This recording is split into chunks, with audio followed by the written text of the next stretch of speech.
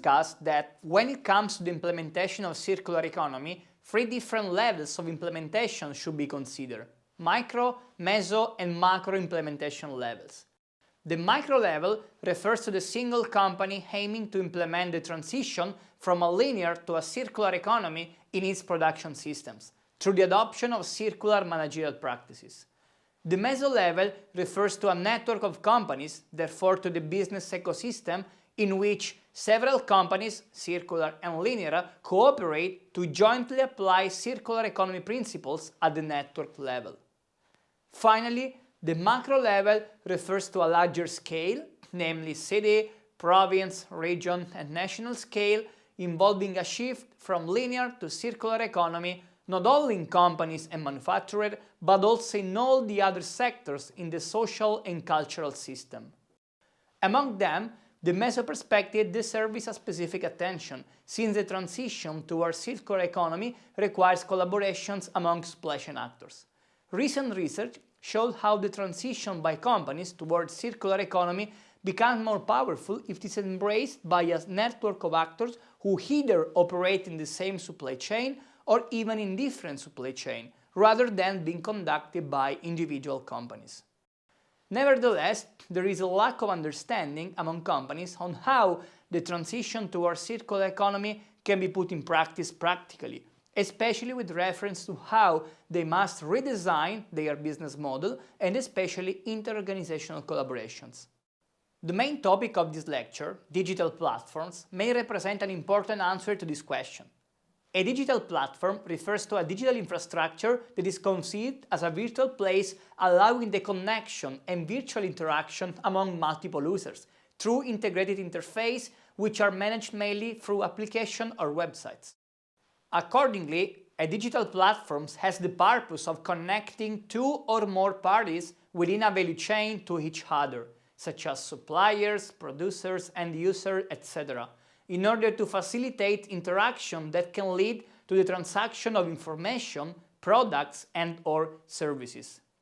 Digital platforms have been increasingly studied and even exploited as circular economy enabler, since they may favor the exchange of products, material or resources, as well as to optimize the consumption of materials and resources that are used within production processes. In particular, from a circular economy perspective, digital platforms can be exploited to extend the life cycle of products and resources, reduce the use of resources and raw materials, reduce waste production and the associated environmental impact. Last but not least, they may help developing end-user awareness regarding the circular economy topic. In particular, different clusters of digital platforms can be identified, according to the enabler circular economy managerial practice.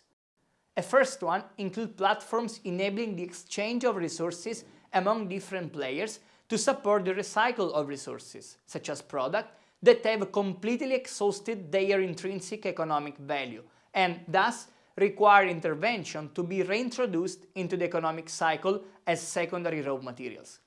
In this case, actors generating waste and recyclers are involved, along with actors exploiting the secondary raw materials coming from the recycling process.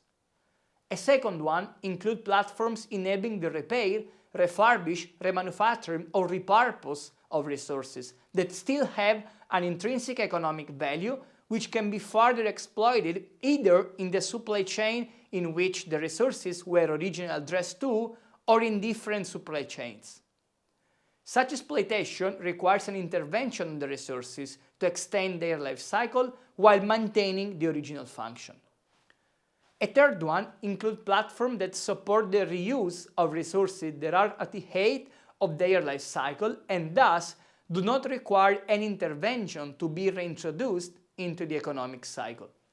The most widespread platforms today focus on the reuse of goods and materials still in the middle of their life cycle, both in the B2B and B2C context. Regarding the former, some examples refer to platforms enabling the reuse of surplus food production, construction material, and medical devices. Regarding the latter, examples refer to the garments and accessories. In general, While the majority of platforms facilitate a single managerial practice, a few platforms concurrently facilitate more managerial practices, thus showing their ability to cover different roles in enabling circular economy. On the other hand, platforms dealing with resources that require an intervention to extend their life cycle are quite rare, since these managerial practices are more difficult to be implemented compared to the recycle and reuse practices. Moreover, the empirical evidence shows that platforms may involve actors belonging to either the supply chain in which a targeted resource was originally addressed to, or different supply chains. In the second case, an industrial symbiosis approach is exploited. To recap, we identified the role of digital platform as enabler of circular economy, especially to foster inter-organizational collaborations.